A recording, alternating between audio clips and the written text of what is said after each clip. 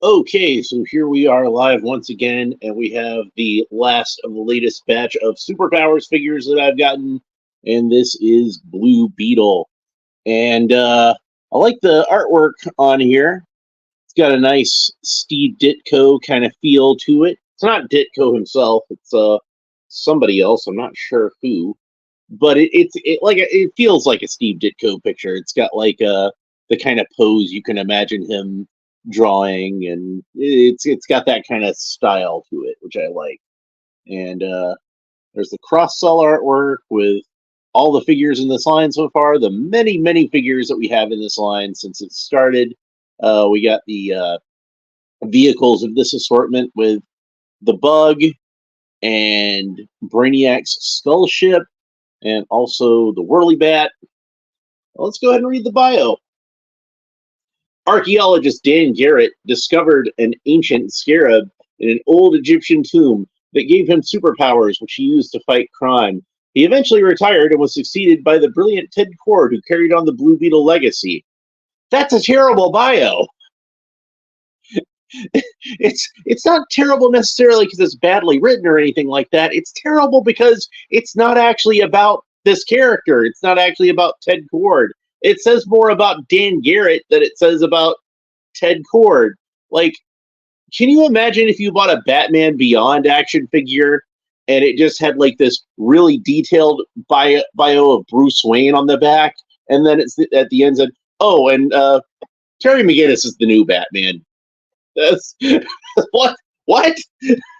It's like, no. Tell me, there's ways you could have done this and acknowledged Dan Garrett, who does deserve to be acknowledged in this origin story, and still made it about Ted Cord. When his mentor Dan Garrett was killed, when his mentor, the original Blue Beetle, Dan Garrett was killed, Ted Cord utilized his uh,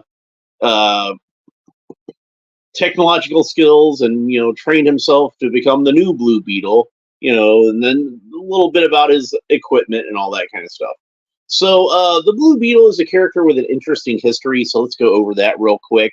Like I mentioned, the original Blue Beetle was Dan Garrett, but it was a different version of Dan Garrett from this. He wasn't an archaeologist; he was a policeman, and he had like a an experimental vitamin that gave him his superpowers. And he was actually one of the first comic book superheroes to be adapted into a radio show. I think Superman's radio show predated it, if I remember correctly. But yeah, he had his own radio show, and in comic books, he was kind of a knockoff of the Green Hornet. Like his costume even was kind of a palette swap of the Green Hornet in that first issue, just like a blue version of it. And I guess they decided, they didn't want to get sued because shortly thereafter, Blue Beetle changed his costume into a chainmail bodysuit with a tight-fitting hood. Looked a little bit more like the Phantom, but at least it was more original than being a complete ripoff of the Green Hornet. But yeah, with the close-fitting hood and the domino mask, and that's what Blue Beetle would look like for the remainder of the golden age of comics.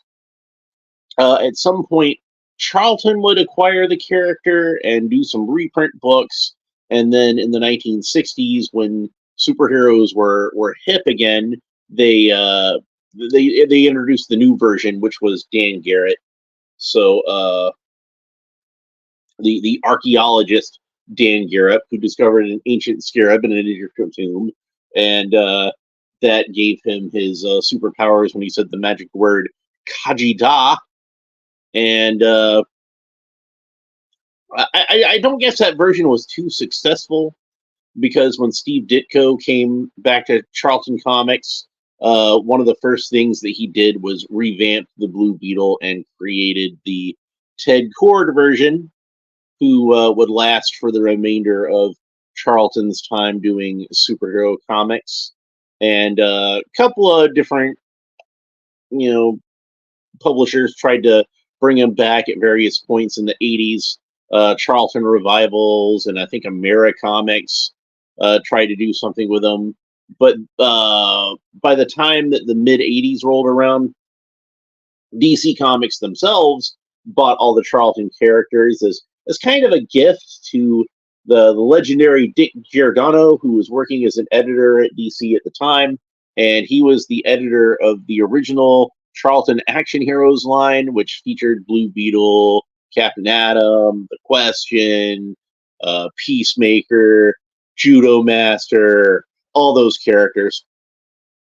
And they started publishing their own versions of these characters. So they acquired not only the Ted Kord version of Blue Beetle, but also Charlton's version of Dan Garrett. Now, the original version of Dan Garrett is actually public domain. So anybody can do a comic book about the original Blue Beetle if they want to. But they can't call the comic book Blue Beetle because DC owns the trademark to the name Blue Beetle as far as comic books go. So only they can make a comic book called Blue Beetle, but you can still use the original Blue Beetle character in public domain. So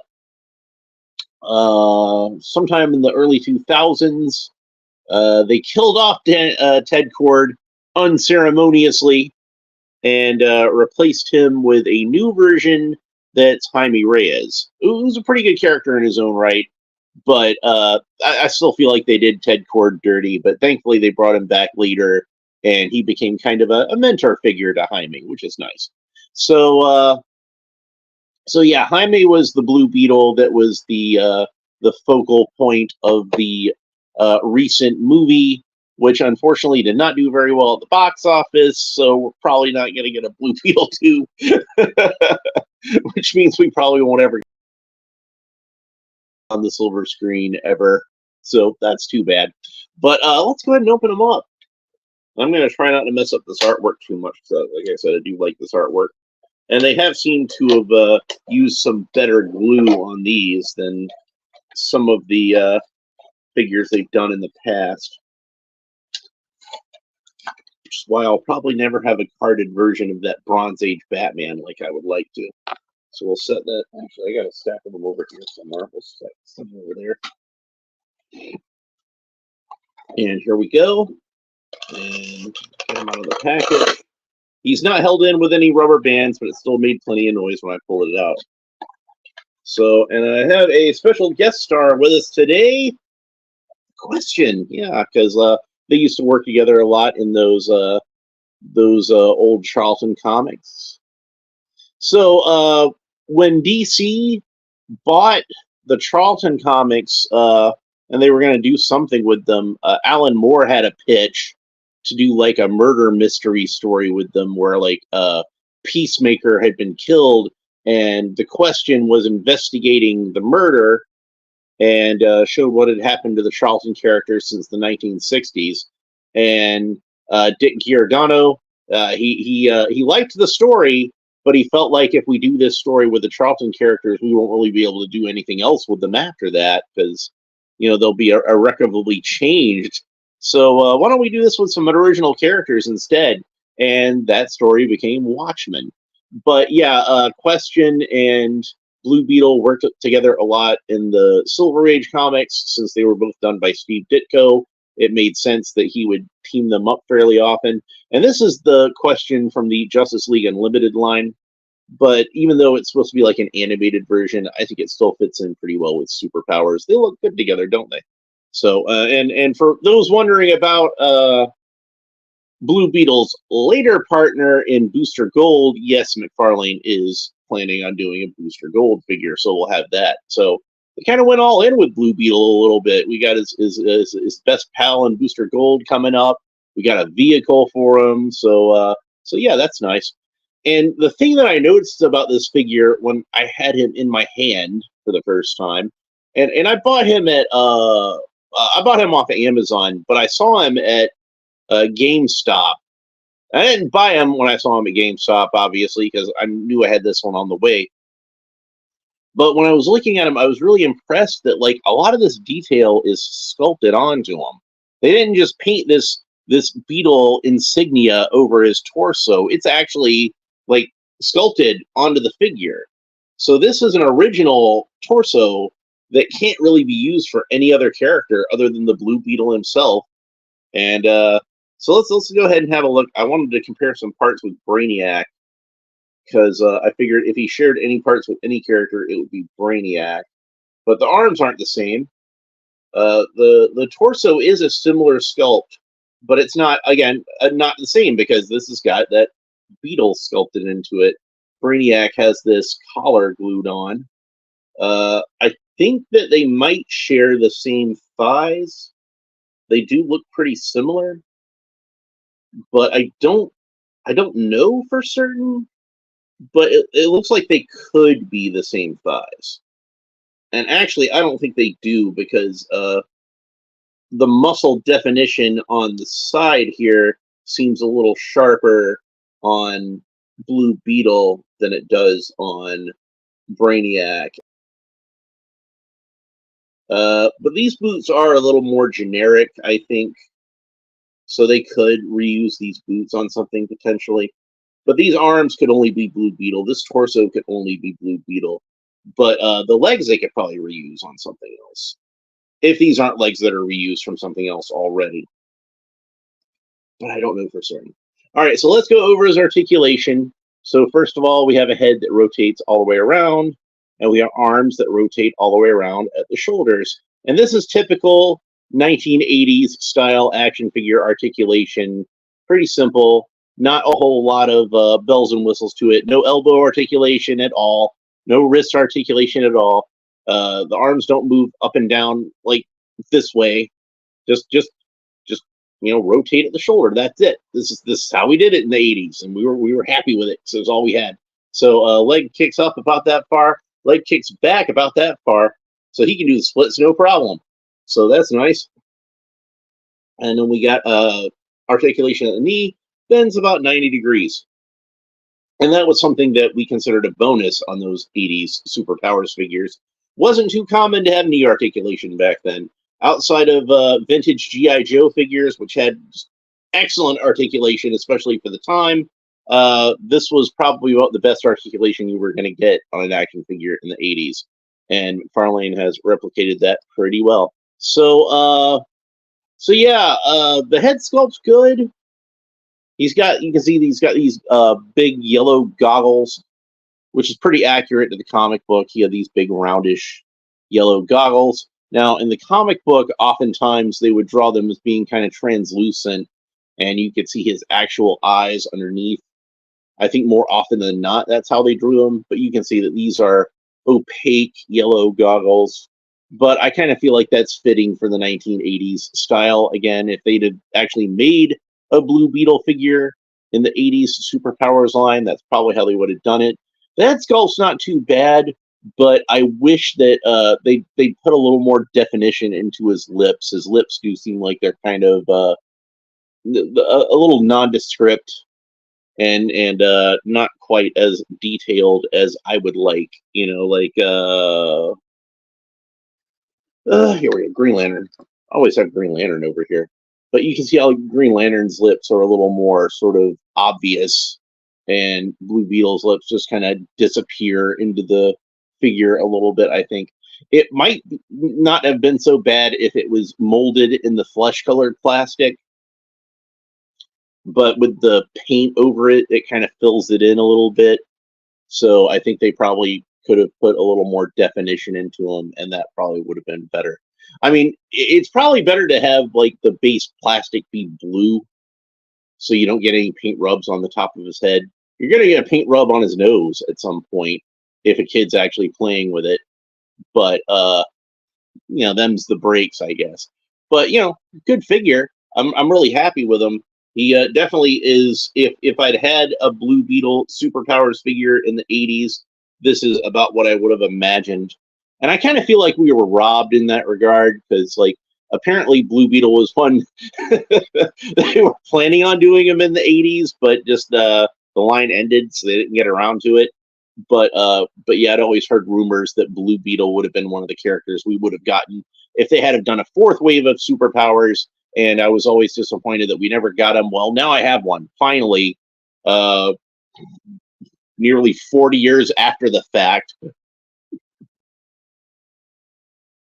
So, so yeah, here we go. This has been a really good assortment of figures, and I don't think there's a dud in the bunch. They're all really good, and I have a hard time picking out which one is the best because they did put, I feel like, a lot of effort into this Blue Beetle figure, and then the figure that I like, you know, about on that same level is basically just a repaint with that manga Batman. So, but it turned out to be a really cool repaint that, like, and I felt like it's a pretty unique version of Batman that we haven't seen. I believe that's the first action figure of the manga version of Batman that we've ever gotten. So that's pretty cool. But Blue Beetle is an all new figure. And honestly, there haven't been that many figures of Ted Cord over the years. I mean, like, there's been a few from DC Direct and the DC Universe Classics line that Mattel did. They did a really cool Blue Beetle figure in that, but he never got one for Justice League Unlimited, I don't think, because he wasn't on Justice League Unlimited. So, like, you know, if they weren't on the show, they usually didn't get a figure. I mean, there's a few exceptions, like the Justice Society characters that they did as a 3-pack. But yeah, usually if they weren't on the show, they didn't get a figure, and he was never on the show. Apparently, there was some kind of rights issues pertaining to the old radio show that I mentioned, which just seems really weird and obscure to me. But apparently, that's why they couldn't have Blue Beetle on that line, because those rights were all tied up because of some obscure radio show. Weird. Now, when they got to the Batman Brave and the Bold animated series, they were able to use the Blue Beetle on that.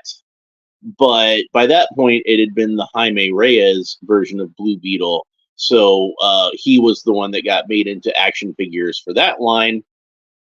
And Ted Cord never got an action figure. Although he did appear on that show. There was an episode where they had a flashback to Ted Cord's days as the Blue Beetle. So that was pretty nice. So yeah, great figure. Really happy with it. This is one of those like the rest of the figures in this assortment. Hey, Sean Franklin, how we doing? Nice to see you. So yeah, pretty much all the figures in this assortment were the type of figures that I like to see in this line, where it's a silver or bronze age character that would have fit right in with the 80s superpowers line if Kenner had have actually made it themselves. Like you know, like if they'd actually made a Silver Age version of Brainiac, I imagine it would have looked somewhat like this. If they'd actually made a Kilowog in the 80s, I imagine it would look something like the Kilowog that we had. If we knew about a manga version of Batman, because I don't think we really knew about that in the United States until like the 90s, at least, was when I first became aware of it anyway. But if that had been a version of Batman that was well known in the 80s and they made a superpowers figure of it, yeah, it probably would have wound up looking like that. They've done a lot of like more modern type characters and designs. Like, you know, you have your you know, for example, the Rebirth version of Superman, and I feel like that fits in with the superpowers aesthetic pretty well. But then you've got things to even make the Batman Who Laughs in the superpowers line. He just sticks out like a sore thumb.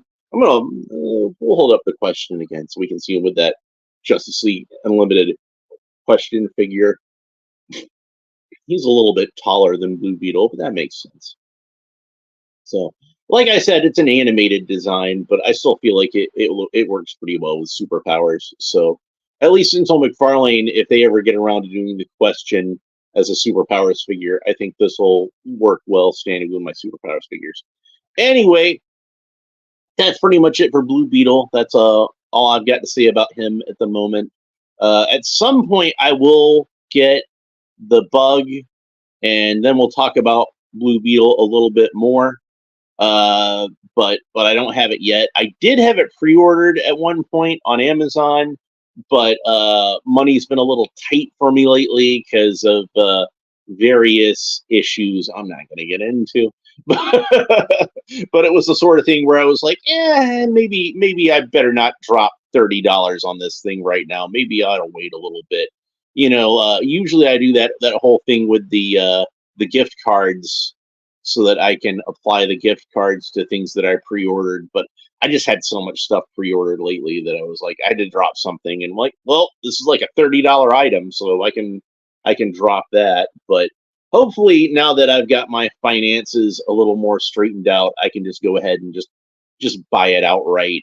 So we'll have a video on that once I'm able to acquire it. And I would like to get the skull ship also. So anyway, that's pretty much it for this episode. I hope you enjoyed it. Thanks for watching. If you did enjoy it, make sure that you like and subscribe and all the fun YouTube stuff down below. Leave a comment. Let me know what you think about Blue Beetle, both the figure and the character in general. Who's your favorite character to bear the Blue Beetle name? Is it the original version of Dan Garrett from the Golden Age, the Silver Age version of Dan Garrett, the archaeologist one? Is it this guy? Is it Ted Cord? Ted Cord's my favorite. Is it Jaime Reyes? I like Jaime an awful lot. I like all the Blue Beetle characters. I kind of feel like they all have their own places in history, and they all form a fairly interesting legacy. So I'm looking forward to seeing who the next Blue Beetle character is going to be, because at some point they're going to wind up revamping him again, right? Revamping her again? Maybe we'll get a girl Blue Beetle. Who knows? Anyway, that's pretty much it for this episode. We will talk to you next time. Bye.